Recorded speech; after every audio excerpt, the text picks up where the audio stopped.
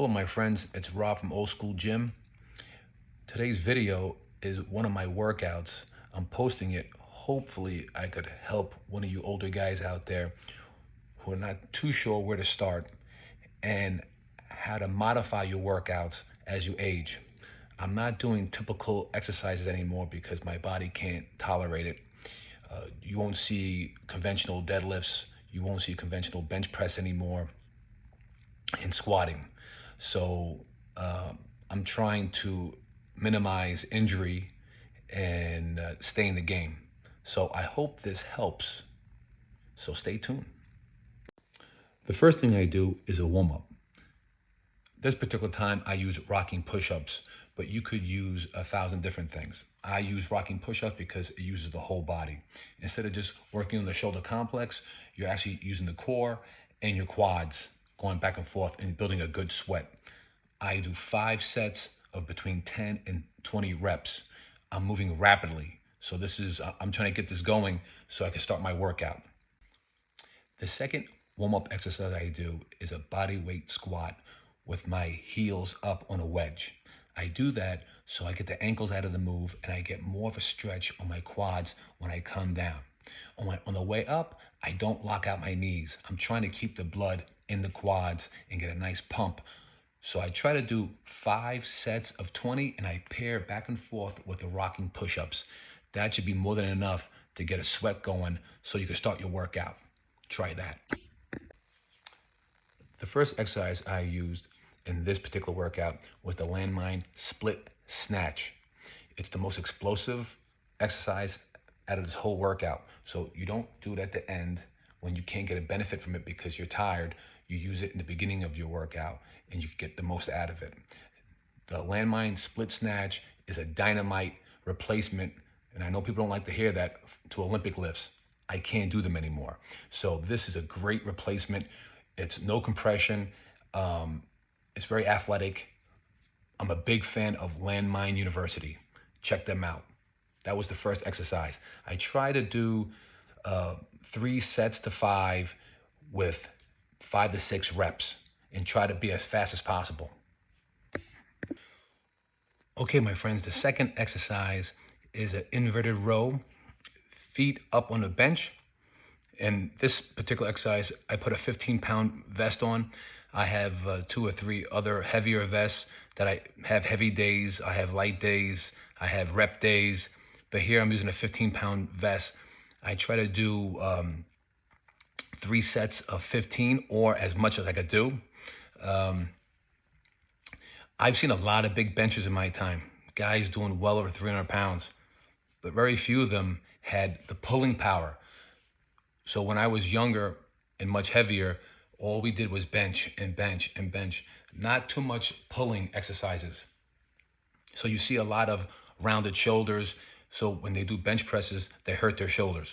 So it's very important. And I notice when people do the inverted rows, they're moving their arms. You have to squeeze your middle traps. You have to squeeze. That's what they're missing. The arms are not connected. You need to use those traps. The traps are the machine behind this. So squeeze the shoulder blades together. Okay? Great exercise. I try to do 2-to-1 ratio from rows compared to bench press. That's how I kind of straighten out myself, where I built up my back because I was so rounded. Try that. The next exercise is the one-legged split squat. My back leg is lifted on a bench. I'm wearing a vest and I'm holding dumbbells. It's great. You could throw a lot of weight on you without feeling the compression and the torque of a barbell. I feel no back compression or pain the next morning. I'm really enjoying squatting again with the one-legged squat. The one thing you have to watch out for, a lot of people I dealt with have flat feet, so their knee caves in. So a lot of times you might see somebody put a band around their bottom of the patella and kind of trying to make sure the kneecap stays over the toes and balance itself out, because that wear and tear becomes chronic and then you have an ACL injury down the line. So make sure if you're by yourself, that knee is right over the middle of your foot. So watch out for that. This is a great exercise. Try to do 3 sets around 20 reps. You could up the weight. You could hold hundreds in both hands. You get a vest up to 80 pounds, 100 pounds. You could do some serious weight, but be careful with this, right? Watch out for the valgus when the knee caving in. Also, I have a reconstruction in my right knee from 14 years ago, so there's a lot of instability in my right kneecap. So sometimes I drop the weight with one hand, or I lower the weight, and there's a cross education. So if I'm using, let's say, 120 pounds on my left leg, I could drop down to 80 pounds on my right leg because it's not strong enough. And there will be a crossover of that strength. All right. So check that out. See, for you guys who are older, still squatting and feel like you're stuck squatting, go to a front squat and then work your way to a one-legged squat and check that out and see how it might be a fit for you at this point in your life. Check it out. The last exercise in this workout is alternating bench press, right? I change it up. Some days I do both arms and go a little bit heavier, because really, if you're doing one arm, it's very hard to go max or 90% or 80% because you're doing one arm. There's a balance issue there. But the whole one arm or alternating presses has to do with the anti-rotation theme, which is big now. So you're using your core. So I alternate back and forth because I know that sometimes you have to get, for strength, you need balance and you need both arms moving at the same time. So on that theory. But don't forget that I'm also doing a lot less bench pressing than I used to because we're rounded. Most of us don't have the other problem. We have weak backs and tight, not strong chest, tight chest.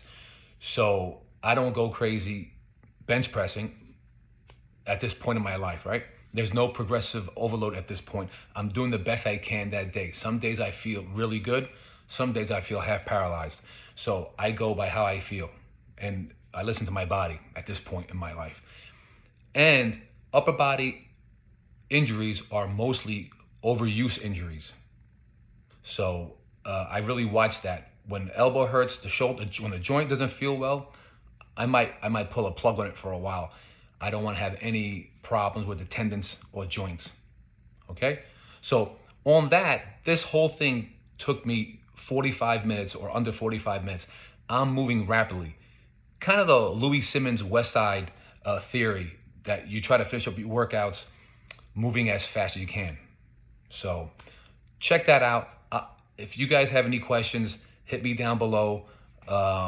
If you enjoy it, let me know, and I'll do more of these. Whatever you guys need, I'm here for you. This is Rob at Old School Gym. Thanks for tuning in.